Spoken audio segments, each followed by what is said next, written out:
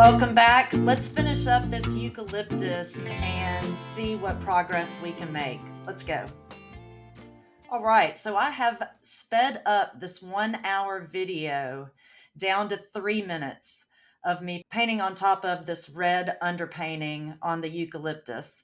I apologize. No, I'm not apologizing. It just happened. Look, I've had a few setbacks this week. I lost my mic on this recording, so I'm doing this little voiceover and I've sped it up. And then when we're done with this video, I'll come back and do the stems with you guys, and we're going to add some opera pink to it. It's going to be beautiful.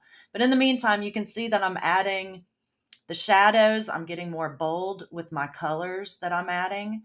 I'm adding white gouache as well for some highlights. And once you put that white gouache with, say, the turquoise or the phthalos, they really start to pop and really start to look like some eucalyptus leaves. So I'm making choices on what is light, what is dark, what is in the foreground, what is in the background. If a leaf is in front of the other leaf, I'm also making the area where the leaves attach to the stems. I've noticed that they are darker in those areas. So I will, even if a leaf is in a highlight, it still gets darker towards the stem. So right here, you can see I'm adding some of that phthalo. I'm adding purples and adding the white gouache on top of it. It's just making these leaves sing and come to life. Wow.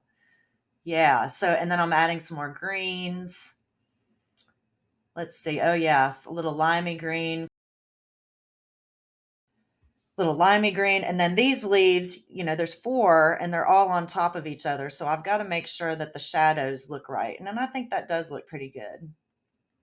Just going around, adding more and more. Once a color is on my brush, I usually try to use it up. So you see me using 4 to 5 leaves at one time, or I'm painting on 4 or 5 leaves at one time, and it's because my brush is already loaded with the color. So I find other places around where I can add that color and not just concentrating on one leaf at a time. And that's what makes more of a cohesive painting, is when you're dancing around the canvas with one color, because it pulls your eye around when your brain is trying to find those similar colors. So like those deep purples and the blues in the middle, wow, my eyes really go to that. And then they go up in the top left corner where they're darker too. It's just picking up those shadows. And yeah, I'm just getting a little more bold with my shadows and my colors as I'm going. And I think this is turning out great. I think that red underpainting really is paying off for us and making this eucalyptus really come to life and glow. All right, so we're almost done with the fast forward part, and we're going to jump into some stems here. I am going to use opera pink because I think it's such a beautiful color. That's this one right here. I have to buy it in a tube. The brand I have is Winsor Newton Opera Rose. You see how much I use it. My tube is almost empty. I'm going to have to get some more here soon. That's this right here. I've already wet down my palette. Okay, I'm deciding where the light is coming from. We see our lighter stems here, here. This is in the foreground. This is coming towards us. It's a little lighter. And these others are more in the background, right? So if the light is coming from this way and behind us, I can put this streak of pink like it's catching the light. We'll make this light here. This isn't going to take us very long to get this done. We're going to add some of this opera rose. We're going to add some of this yellow ochre. And truly, this opera rose is very, very light on the tonal scale. So if you were to take a picture of this in black and white, actually, let's just do that. Let's do that. We notice that this color here, the opera rose, is actually very light on the tonal scale. So you see how I've numbered these, and it reminds me of where they fall on the grayscale.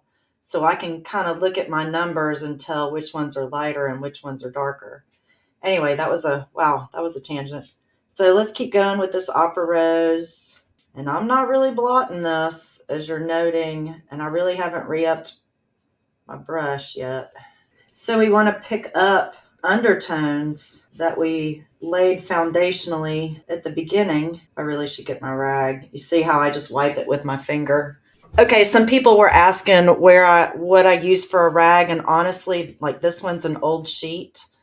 I use stuff and I cut up things that I would otherwise donate, but they're beyond. They're just worn too much for donations, so I just cut them up and use them as rags. So most of them are 100% cotton.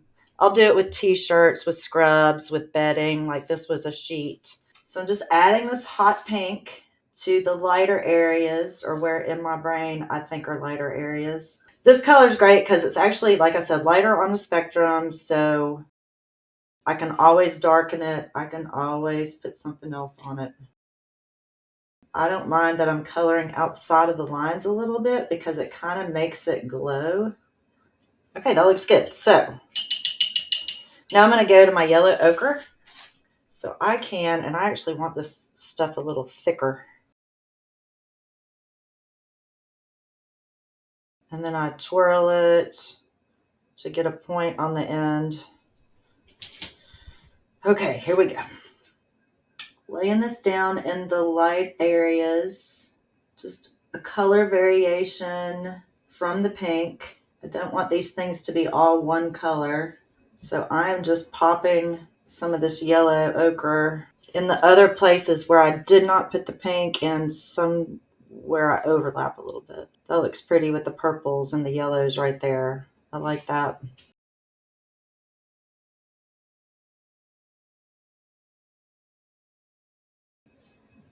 I'm kind of stepping back in my mind and looking at this and how this is changing colors. And doesn't that look beautiful right in there? I really like that. Let's see what happens over here. So there is a lot of water on my brush, and I am leaving a puddle behind. I think I like that, the thickness of it, and I like that it makes it come forward. Yeah, I'm going over some of these a couple times. All right, so now I'm going to go back to this Opera Rose, and I'm going to pop some real hot pinks in here. So this is thicker. So that one's in front. This one's in front.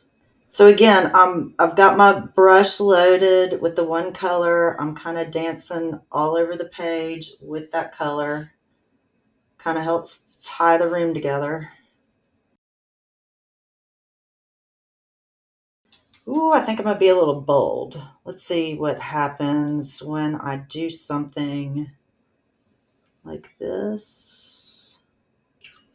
I don't know. Let's wet it. Yeah, although I think it's bleeding out. Let's do that. Whoops, whoops, whoops. Looks like I'm going down a road I don't want to go, so I'm going to stop messing with that. Although since I did it to that one leaf, I need to do it to at least one more. I know, isn't it terrible? I don't want it to stand out. I want it to kind of blend in. This brush is a little drier. I kind of like that that's happening. It's more controlled here than it is there. So I think I like this one a little better. Let's do a few more of these. I think I like that. Let's put one on here. Gotta be truthful. I'm just playing to see what happens, what it looks like. I don't know. There's nothing wrong with that. So I like playing with bright colors. I I like to use colors that you wouldn't think of, but that still look correct. Okay, I think I need to soften this edge. I'm not loving the pink on that one. I do like it on these here, and I like it over here. This is getting kind of orange, so we need to pop some more of these purples and blues back in there. Let's do that. Perhaps a tinge of that phthalo green. Okay, so I had a whole lot on my brush, so I've moved over one cell with some water and thinning it out some. So now I'm going to go opposite. So I've gotten the light ends of the stems done. that are on that side. Now I'm going to go darker on this side. And what I mean by that is this. I will make sure my darks are pretty dark where they recess down. Okay, and since I've chosen the light to be from over there, I'll put the dark on the bottom. It won't go all the way. I can always put another layer. If I need some lighter areas, I can always pop some white back in here. Keep checking under my hand because I don't want to smear any paint that's drying. Okay, here we go. We're almost there. So I'm staying on the bottom edge of these to accentuate the light on the top. Okay, this is where I step back and I look around. I'm going to get some white with our phthalo green, and I might hit a few places, especially this leaf up here that I decided I did not like. Probably could stand to be even lighter. Oh, that little bit of pink actually looks really good on it.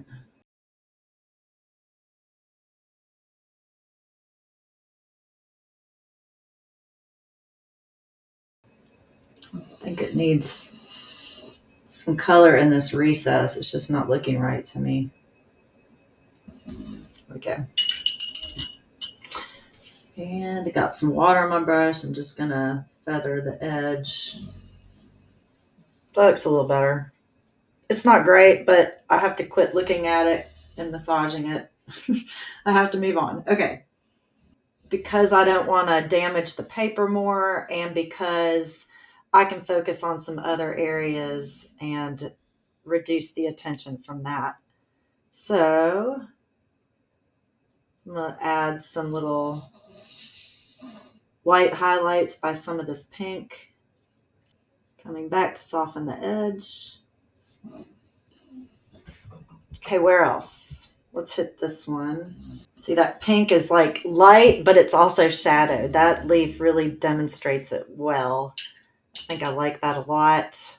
I want to do that with this guy here. Maybe if I lighten just this edge.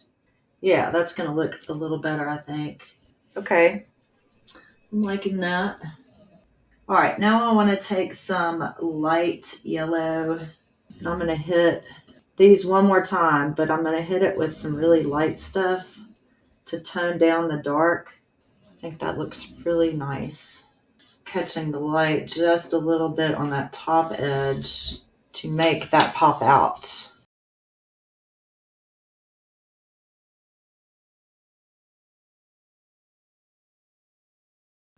Okay, I think I'm going to hit this hot pink in just a few more little places. I think I like the hot pink in the shadows of the ones that are in the foreground. Oh yeah, let's do that. I think I found where it goes. I'm just kind of playing. So anywhere I've got a light area that's in the shadow, I know it's contradictory, right? It's kind of nice. So I've wet my brush again, kind of smearing the edges. I'm going to blot it. I kind of felt like I was getting a little carried away, but it does look good. I think I want to bring back some of the yellow from the background. It's got to be a lime green. See how that just totally changed that one and this? But I like it because they're in the foreground. It makes them a little more special. I think I'm going to do it to that one too because I think I could do some more hot pink in the shadows, maybe up here. And I'm just seeing spots I need to tend to. So I had to push that back a little bit, and I think I might bring that out. This leaf is giving me so much trouble. I need to stop messing with it though. I think I want to add some limey green to that one. And I don't like seeing the brush strokes on these as much. So I'm just going in and smoothing them out a little bit. All right. I'd say that's a pretty dynamic piece. I am pleased with it overall. Think I'm not liking that pink line after all. I wanted to. I'm just getting some white gouache, smoothing it, and I'll grab some of that limey green to replace. And I still do have my pink outline, right? Okay, I think I like that better. I can't help myself. I just keep looking from afar and seeing what areas in my brain it makes sense where I need a highlight or whatnot, or if something's looking too flat. I think I need to add some more highlighted areas with some super white, only on a few leaves, just the ones I really want to pop in front.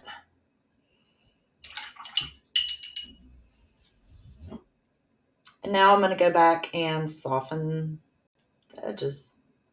I hope you enjoyed the watercolor portion of this eucalyptus painting. The only thing left to do now is to add some embellishments, which I think are going to come in the form of locusts. And then I'll also go back to my Micron pen and sharpen up some of the edges. So that will be next. I hope you enjoyed this, and I'll see you guys next time. Cheers.